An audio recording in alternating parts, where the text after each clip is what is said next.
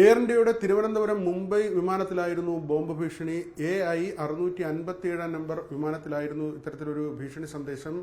വിമാനത്തിലെ ശുചിമുറിക്കുള്ളിൽ ടിഷ്യൂ പേപ്പറിൽ ഭീഷണി എഴുതിയ നിലയിലായിരുന്നു. വിമാനത്തിനുള്ളിൽ ബോംബ് ഉണ്ട് എന്ന തരത്തിൽ ഇംഗ്ലീഷിലായിരുന്നു ഈ ഭീഷണി.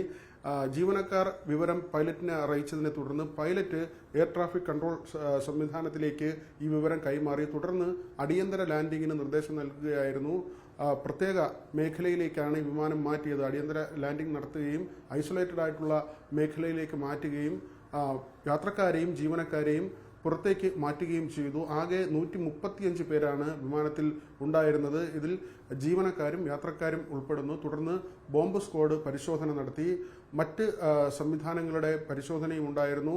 അസ്വാഭാവികമായി ഒന്നും കണ്ടെത്താനായിട്ടില്ല. യാത്രക്കാരിൽ ആരോ ഇത്തരത്തിൽ ടിഷ്യൂ പേപ്പറിൽ ഭീഷണി സന്ദേശം എഴുതി ശുചിമുറിയിലിടുകയായിരുന്നു എന്നാണ് കരുതുന്നത്. ഇത് ആരാണ് ഇത് എഴുതിയത് എന്നത് സംബന്ധിച്ചുള്ള അന്വേഷണം പുരോഗമിക്കുന്നുണ്ട്. കേസ് ഇപ്പോൾ പോലീസിന് കൈമാറിയിട്ടുണ്ട്. വലിയതുറ പോലീസാണ് കേസ് അന്വേഷിക്കുന്നത്. സിറ്റി പോലീസ് കമ്മീഷണർ ഉൾപ്പെടെയുള്ളവർ വലിയ ഗൗരവത്തോടുകൂടി തന്നെയാണ് ഈ വിഷയത്തെ കാണുന്നതെന്ന പ്രതികരണം നടത്തുകയും ചെയ്തു. ഇതുവരെ അന്വേഷണം നടക്കുന്നുണ്ട്. മൊത്തം എയർ ചെക്ക് എല്ലാം കംപ്ലീറ്റ് ആയിട്ടുണ്ട്. ബോംബ് സ്ക്വാഡ് അവിടെ പോയിട്ടുണ്ട്. ഇതുവരെ ഒന്നും കിട്ടിയിട്ടില്ല.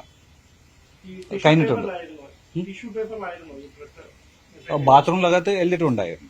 അത് അന്വേഷണം നടക്കുന്നുണ്ട്. അവിടെ ACP ശംഖമുഖം ടീം വെയിറ്റ് ചെയ്യുന്നുണ്ട്. ഇത് കഴിഞ്ഞിട്ട് റിവ്യൂ കമ്മിറ്റി കൂടും. അത് കഴിഞ്ഞിട്ട് മാത്രം ഞങ്ങൾ പറയാൻ പറ്റും.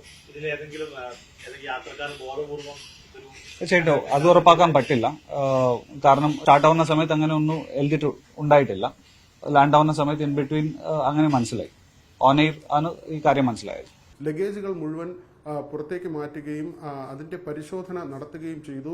അസ്വാഭാവികമായി ഒന്നും കണ്ടെത്താനായിട്ടില്ല എന്ന വിവരമാണ് ഏറ്റവും ഒടുവിലും വിമാനത്താവള അധികൃതർ നൽകുന്നത്.